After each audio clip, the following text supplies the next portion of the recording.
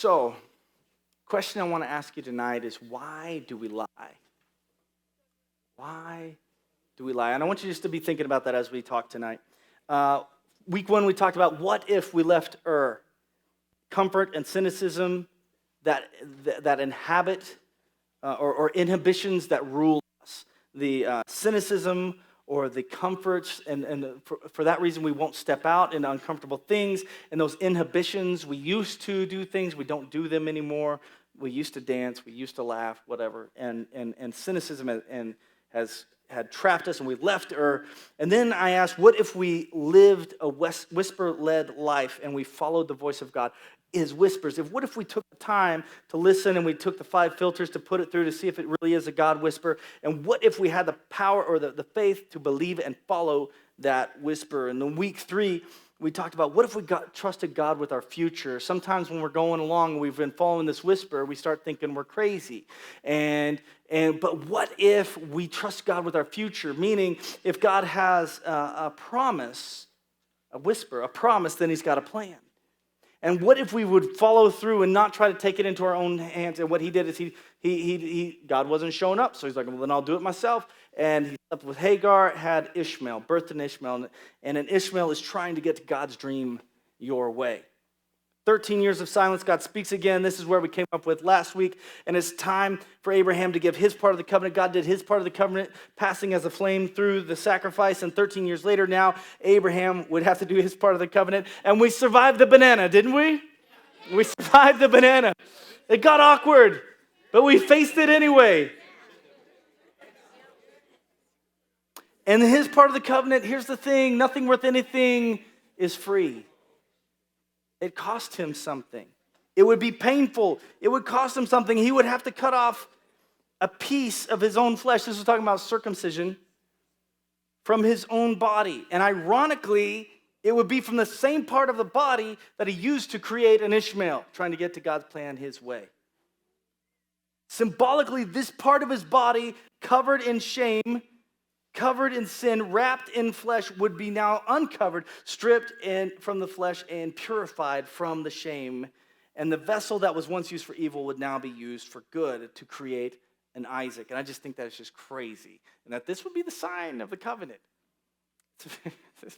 I guess it's a very personal, private relationship with God. And I asked this, what if the cost was worth it? Okay, now we're going to pick up in chapter 18. So again, we're hitting the highlight reel. So if you guys want to be reading the book of Genesis, the life of Abraham, in between, you'll kind of have a little bit more context to go along with. But we're going to pick up in chapter 18. And God comes to Abraham, verse 10. And he said, I will surely return to you this time next year. And behold, Sarah, your wife, will have a son. And Sarah was listening at the door which was behind him. And therefore, Sarah, let's go to verse 12. Therefore, Sarah laughed, not out loud. She laughed inside herself, saying, after I've grown old, are you kidding me? I'm 99 years old. After I've grown old, shall I have pleasure? Old? My Lord also being old? And the Lord said to Abraham, hey, why did Sarah laugh? She's in the next room. And he says, is anything too difficult for God? We could just stop right there, couldn't we? I'm going to ask you that tonight. This isn't where my sermon's going, but is anything too difficult for God? And why do we freak out? Why do we act like things are too difficult for God? Is my depression bigger than God? Is my circumstance, is my financial crisis bigger than God? Is this thing that God told me to do that now I'm trying to do, but it's not seeming like it's going anywhere, is it too difficult for God? Think about that. You'll know if you think it's too difficult for God if you laugh. Yeah, right, me. Or if you're like, no, I could never do that. Or if you freak out. Or if you're living a life of anxiety. You think that God's not big enough. God says, is anything too difficult for the Lord? At that appointed time, I will return to you. At this time, next year, and Sarah is going to have a son sitting in her lap. But Sarah denied it, saying, I didn't laugh. Why did she lie? And I'm asking you, why do you lie? Why did she lie? It says, for she was what? Afraid. Why do we lie? 9 times out of 10, we lie because we are afraid. She was afraid. And God said, no, but you did laugh. No, you did. She's like, no, technically I didn't laugh. It wasn't outside. It was in my heart I laughed. So it's a half-truth. The title of my sermon tonight is Half-Truths. Half-truths equals full lies. She laughed. Why? Because she couldn't see how this was going to happen. She's 99 years old. How is this going to happen? I can't see it. It doesn't make sense to me. So therefore, this is crazy. It can't happen. She couldn't see how. And that's not necessarily the problem. She didn't trust God with the how. That's a smaller problem. The bigger problem is when she got squeezed, when he said, hey, why'd you laugh? She denied it. She lied about it. How many times, I don't know if you've ever been in trouble before or anything like that, but I have. And not even just when I was a kid, even with Carrie as an adult. I'm like, no, I didn't do it. When you get squeezed, when you get confronted, what is our first reaction? To deny it, to lie, right? Or at least to minimize, which is a half-truth. So we deny, we lie. Why do we lie? Someone say, why do I lie? Well, I'm about to tell you, so it's okay. It's all right. It's okay. Say, we going somewhere. When squeezed, so she had a hard time. It's like that guy that says, God, I believe, but help my unbelief. This is so hard for me to believe. This is a suspension of reality. This is a miracle. This is something beyond my carnal mind that's at war with you. I don't know how to believe. So I want to believe, but God, help my unbelief. That's where she could have said, that's why she laughed. But instead, when she's squeezed, she lies because she's afraid. Afraid of what? Afraid of what God's going to do to her. This shows that she still doesn't trust God's character. She still thinks he's like the gods of Ur. She knows what happens in those places. You know, these gods, the pagan gods of any pantheon, they're just petty. They fight each other. They do all these things. They sleep with humans, and they do all this weird stuff. Just look at Hercules and all the Greek gods and all that kind of. That's the kind of gods from Ur. And so she's like, I didn't laugh. She doesn't know the benevolence of the true God. This shows that she still doesn't trust his character. She's afraid of God. And the Bible says that perfect love casts out fear because fear causes torment. So if you love that girl but you're afraid she's going to run off all the time, that's not love. That's fear. Perfect love casts out fear. So what do you do when you're squeezed? When you get caught? When you do something you shouldn't do? Most of us lie. Raise your hand. Do you lie? In the form of minimization. Raise your hand. Go ahead. Or do you just full out deny it? Just go ahead. Just raise your hand. All right. Listen, I'm not even asking. You all liars. Y'all liars. John Maxwell says this. I love this quote from Maxwell. It says, you can tell what fruit someone is made of when they get into a squeeze. Just see what comes out of them. That's what fruit you're made of. If you're a lemon, you're going to make lemonade. If you poop, you're going to be poopy water. Poop water. Someone say hashtag poop water. What is that? Don't worry about it. We'll talk about it later. For our purposes tonight, we're going to skip a few chapters. We're going to go. I don't know why this keeps going. We're going to go into chapter 20. Abraham journeys south and he stays in a place called Gerar. Someone say Gerar. Gerar. It's a scary place because of the rar. And the king sends for him. Check this out. The king of Gerar sends for him. And it says in verse 2, now Abraham said of Sarah his wife, hey, this is my sister. And Abimelech, king of Gerar, sent, and he's like, oh, that's your sister? Come be my wife. And he sent for her. Abraham's like, no, but okay. But God came to Abimelech in a dream that night, and he said to him, dude, you're a dead man because the woman who you have taken, she's another man's wife. Abimelech says, what the heck? I don't know what you're talking about, God. Like, I didn't touch her. That guy Abe over there, he said that she was his sister. God says, I know, that little cracker, I don't know what it is. That little little punk. And that's why I kept you from sinning. That's why I'm telling you in a dream. But if you sleep with her, you're going to die. Just give her back. Freaking Abe, just give her back. Just give her back. So Abimelech brings Sarah back to him. He's like, do you hate me? You just about got me killed by the Almighty. What are you doing? He's like, no, this is what Abe says in verse 11. Well, because I thought, surely the fear of God is not in this place. Nobody in my class serves God. They're just not going to get, the worship that we do here. They're not going to get why we do what we do. So I thought maybe I'd pretend like I wasn't a Christian. I'll just kind of blend in. I won't wear my Wesley shirt today. That kind of thing. Wait, I'm sorry. That's 21st century. I'm sorry. Let's go back to the Bible. Because I thought, surely the fear of God is not in this place. They will socially kill me. No, sorry. I went back to the 21st century. Back to this century. They will surely kill me on account of my wife. Abe lied because, so Sarah lied because she was afraid of God. She didn't get his character. Abraham lies because he still doesn't trust God either. Surely the fear of God is not in this place. That sounds to me a lot like man is more powerful than God. Like God can work really strong if everybody in my class is Christians, and then I step in and they'll get it. But if I'm in like a pagan place or some place that doesn't understand God, I just need to keep my mouth shut a little bit and just kind of blend in. And that's exactly what Abraham was doing, just kind of blending in. So God's protection only works if the people I'm dealing with love God. But if the people that I'm dealing with don't love God, then God's power is now mute.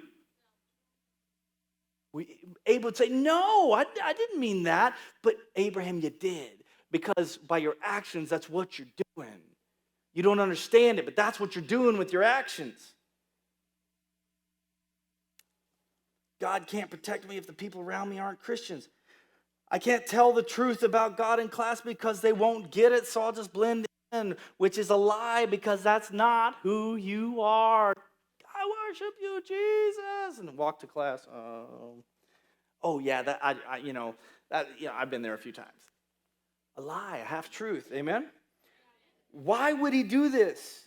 Let's look at historical context. Why would Abraham do this? Why would he tell a half-truth? In Ur, there was protection from the outside world, the walls, the armies, all that kind of stuff. They could take care of you. And now he's outside the walls of Ur. He's traveling through these lands of these different places with kings, and they have armies, and he doesn't. He's by himself with his family behind him. He's very vulnerable. He's very much out in the open. He's very insecure, perhaps. He's feeling nervous about being out in the open. He knows that it's the custom of the king of any given place whenever he's going through that they could take whatever women they want as long as they're not married. But there's a really quick way to fix that. If they are married and the lady's hot, all you got to do is kill the husband so you can have the wife no longer married.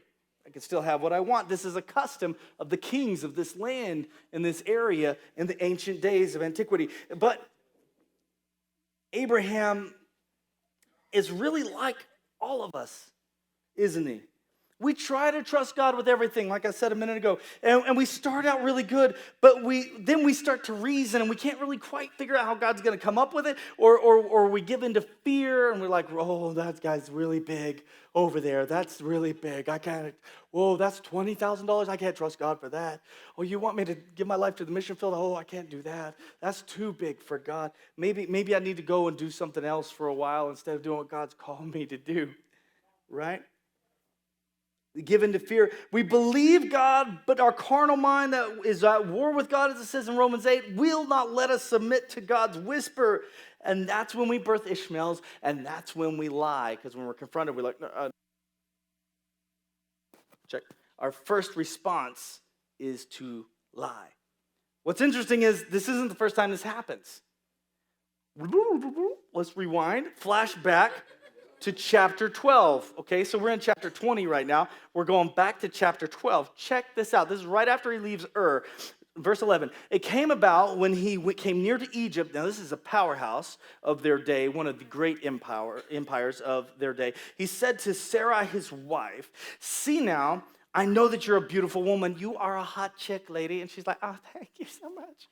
It's like, well, that's not really where I'm going with this. And when the Egyptians see you, they will say, this is his wife? How the heck did he get her? which I hear all the time. And they will kill me, but they will let you live. So he says to her in verse 13, in a very pansy move, please say that you are my sister so that it may go well with me. I don't want to die. Please just tell him you're my sister. Now, when God makes a promise, I don't know if you heard me yet. When God makes a promise, He's got a plan, right? So why would God tell Abram to leave Ur just to go out in the desert and to let him die? Just to let him go out there on this whisper. And if he was just going out to allow Abraham to die right whenever he left Ur, why would he do that? That would be pretty sadistic. See, we have a fundamental issue of trust here between Abraham and God. On the one hand, he actually obeys God and in faith he leaves Ur. But on the other hand, he thinks that he has to take the wheel instead of letting Jesus take the wheel, so God doesn't screw it up. Abe thinks he's got to intervene on God's divine intervention. We call it an Abe intervention. It's like, okay, God, you intervene. Okay, now I'm going to take that back now. And we do that all the time, don't we? We have to just stop taking it back. Stop taking it back. Oh my gosh, like 50 times. Okay, give it back to God. Okay, give it back to God. And that's what you got to do. Otherwise, you're going to keep on taking the wheel. And you don't need it. And the same thing happens in Egypt. Pharaoh gets struck with a disease. He comes to Abraham and says, what the heck, you trying to kill me?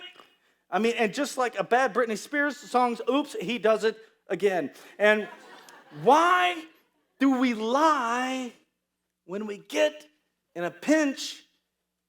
See, there's a tendency to go back to your reflexes, back to the ways of Ur. When you get in a pinch, there's a tendency to want to go back to the old ways. Verse 13, please say that you're my sister so that it may go well with me. Because what is lying about? It's all about selfishness, isn't it? That things may go well with me. If I tell them the whole truth, I'm going to get repercussions. That's going to be bad for me. It's going to be painful. I don't want that, so I'm going to lie. Maybe I can still be a Christian, but maybe I could just kind of downplay a little bit of the consequences. The fact of the matter is, we got to say, yeah, that was me. You know what I mean? I will sacrifice, just say that you're my sister so that it'll go well with me. I will sacrifice my integrity. Someone say integrity. So that it might go well with me. It's just a little white lie. I mean, you're my half-sister. She was his half-sister, so it's not exactly a lie, right? It won't hurt anybody else. These are the things we tell ourselves to try to make it not so bad so that we can actually do the things that we shouldn't be doing. In fact, it will probably save my life, Sarah, if you'll just say you're just half the truth, that you're my sister. We have before us half-truths and character and the issue of integrity. All right, so let's go to dictionary.com. Dictionary.com says a lie is one, to make a statement, to make a bold-faced statement that one knows is false. That's a bold-faced lie. Number two, to give a false impression with the intent to deceive. So I didn't say anything, but I gave an impression by not saying something, by omitting something, to make you maybe believe whatever you want to believe, and that's not on me because I didn't say that. That also is a lie. Number three, the invention of a false story. Oh, yeah, the dog ate my homework. Oh, man, I was in the upside down. And holy crap, all these vines were growing over me. And my homework just got swallowed up. And the Gorgon ate my cat. The Gorgon ate my cat. I think it was a cat. It's a really fat cat. Okay. The invention of a false story or excuse in order to deceive. An excuse. That might sound like, hey, why are you late to work? Oh, man, I'm sick. Oh, man, not feeling good today. Or, oh, man, got caught up in traffic and blah, blah, blah. You slept. All right, let's be honest. Santa Clara University conducted a survey of over 2,600 top-level managers in the U.S. They looked at what they considered super leadership characteristics in these 2,600 people who were running these top managing companies.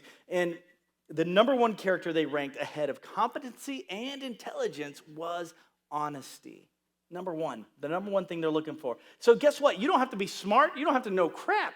Like you can be dumb as a brick as long as you tell the truth. You'll get a great job out there. All right? Glad you like that, Karis, but you are smart. You are smart. Telling the truth is hard. Let me just do a poll. In this week, has there been a time, just in this last week, that you've been tempted to tell a lie because telling the truth was hard? Raise your hand.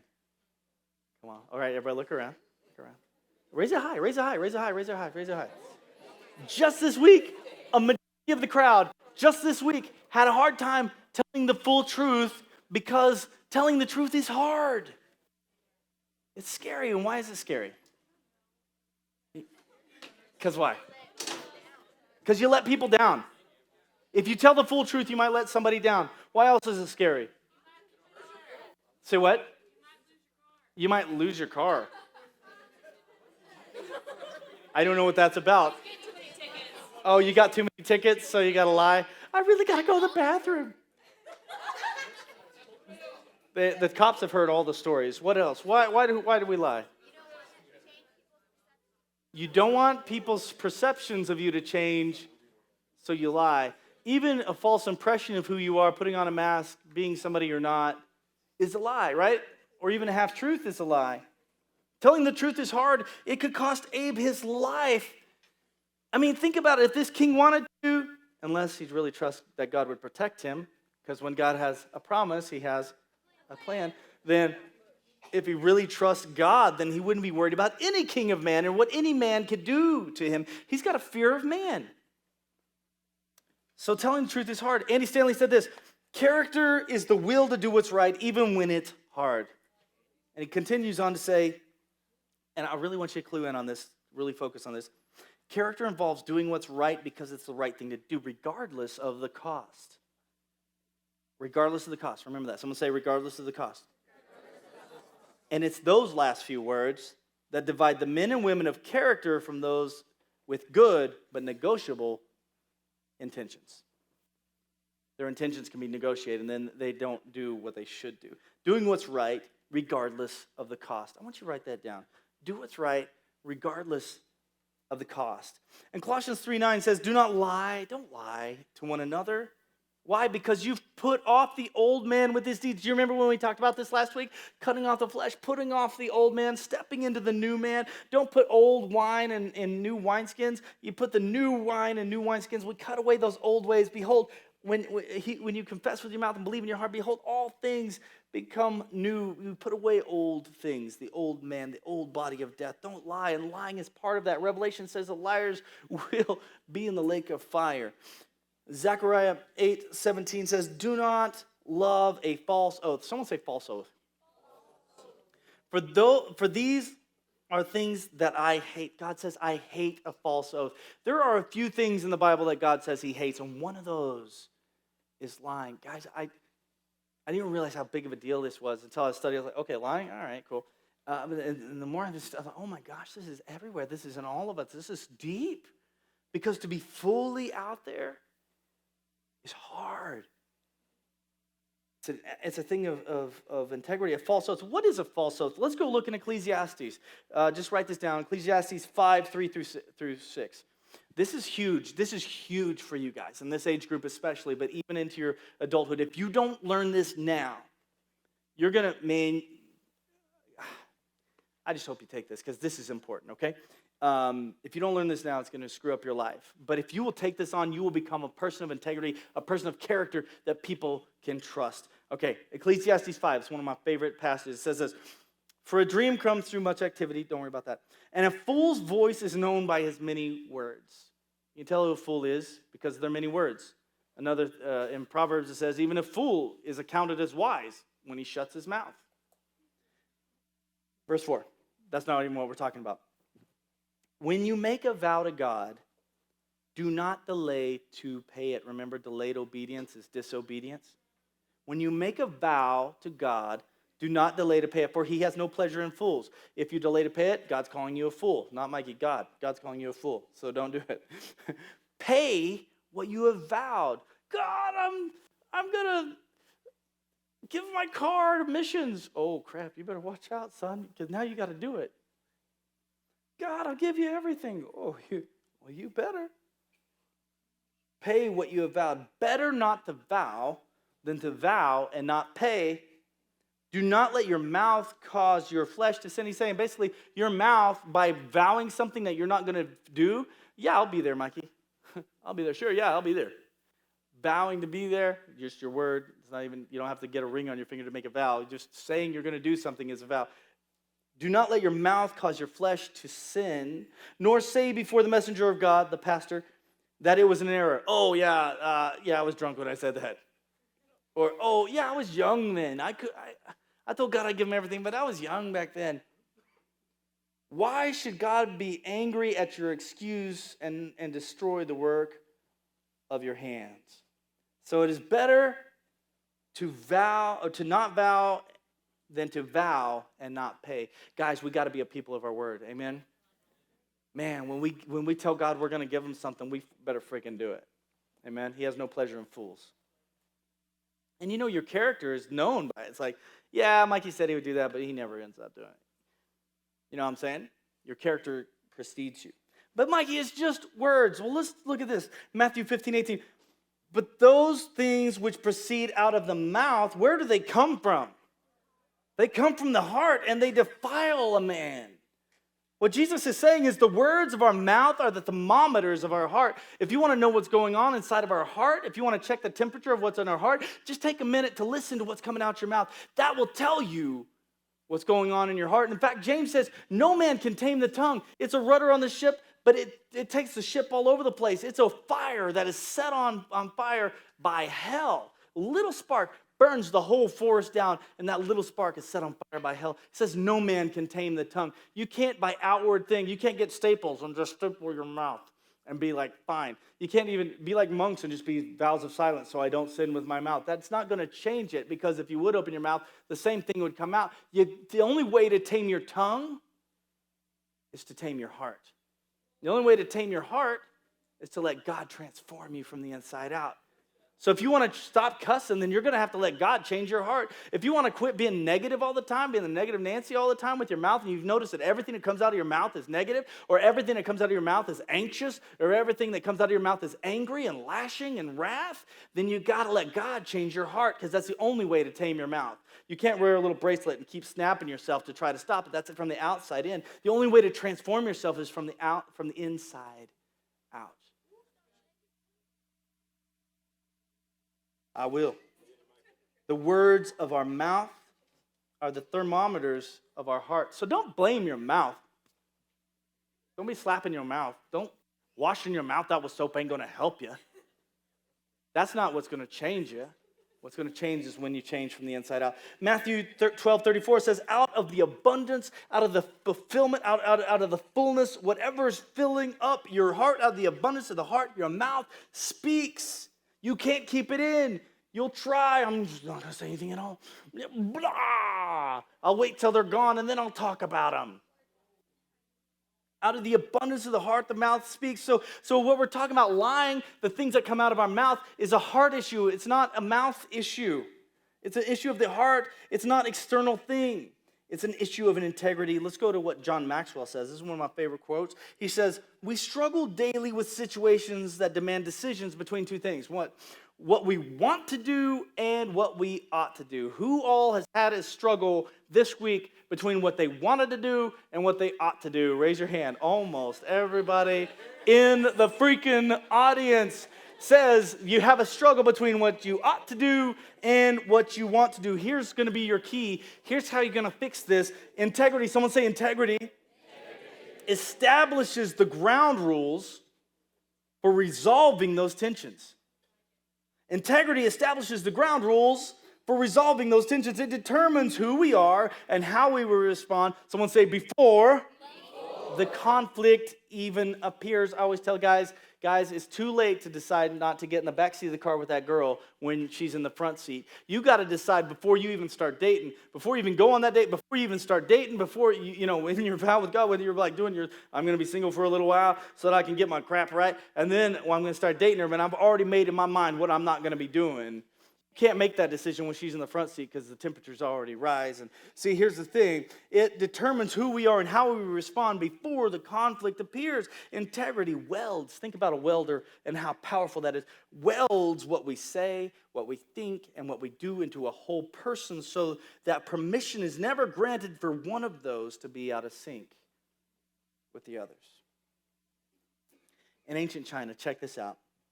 The people wanted security from the barbaric tribes to the north. And so they build the Great Wall of China, right? This is huge. This is a great wall, so it's going to protect them. It's going to keep them safe. They thought that it was so high that no one could climb it. It was too thick, no one could break it. Even with battering rams and all that kind of stuff, nothing could happen. But guess what? In the first 100 years that the Great Wall of China was built, China was invaded 3 times. Not once did the barbaric tribes break down the wall or climb over or get around the wall in any war kind of way. Every single time they got into China and invaded China, they bribed a gatekeeper. See, while they were spending so much time working on building this impenetrable wall, they forgot to teach their children integrity. They forgot to train their heart. And it came through every time. Thomas McClure says, the measure of a man's real character is what he would do, not just when no one is looking, but if he would never get caught. The measure of your character, if what stops you is that you might get caught, and you know that character is only, is what you is who you are in the dark when no one is watching. Because you might get caught, that's why you don't do it, then you're still wrestling with that. What he's saying is true character is what you do even if you never got found out. Billy Graham, again, 99 years old today, said, when wealth is lost, nothing is lost. When health is lost, something is lost. But when character is lost, all is lost. See, integrity is an inside job. Abby, you can come up to the piano if you want. Sarah laughed because she couldn't see how God was going, how this was going to happen. She just couldn't see it happening. She didn't trust God with the how his plan was going to work out. And when squeezed, she lied because she was afraid of God, because she didn't quite know his full character. She still didn't trust God's character. Abe ultimately thought God was weak.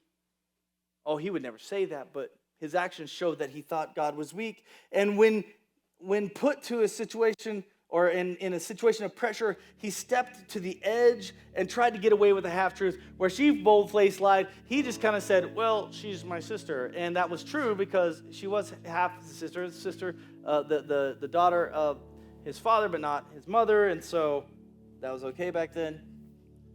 A lot older earth back then.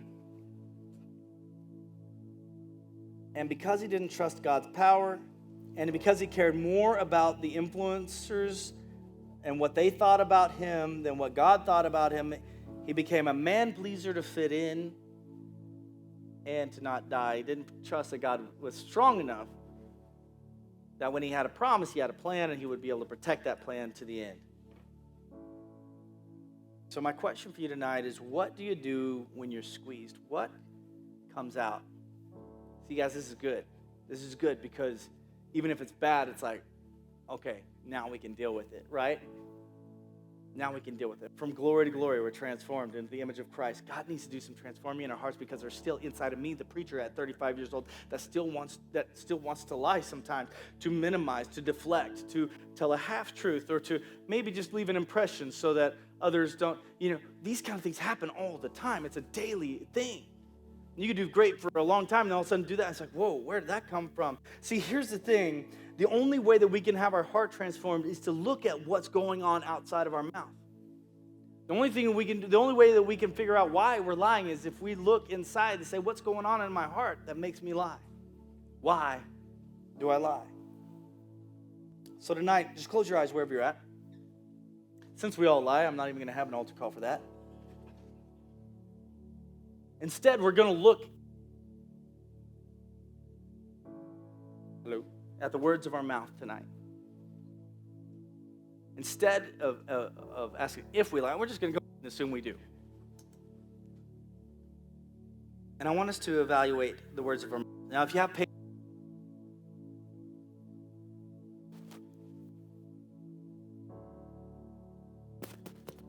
paper, or if you just have your phone and you've been taking notes all semester, just do that.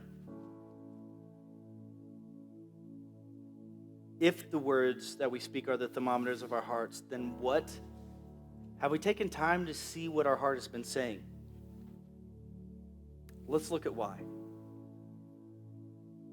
And my question I want to leave with you tonight is this: what if we were totally honest?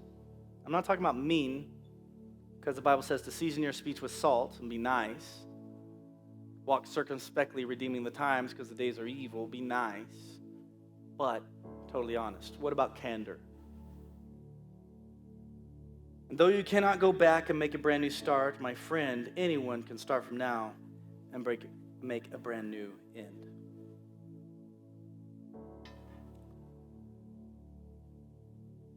Let's do that. Let's just kind of think about the words.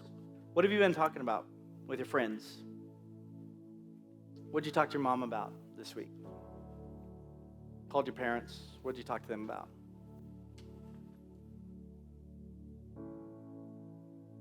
You might be joking about things, most of what we talk about might be fluff.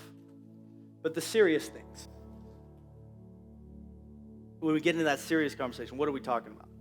Are these words of fear, anxiety, anger? Or the words you don't speak, lust, greed, lies? Any lies. Look at any lies that you spoke. And look behind that lie. What was behind that lie? Some kind of self-preserving fear? What kept, maybe not even from lying, because that's such a hard word, but what kept you from being 100% honest? What were you afraid of? Now we're getting somewhere. What were you afraid of? If you can answer that question, now you have a choice. What am I going to do with this fear?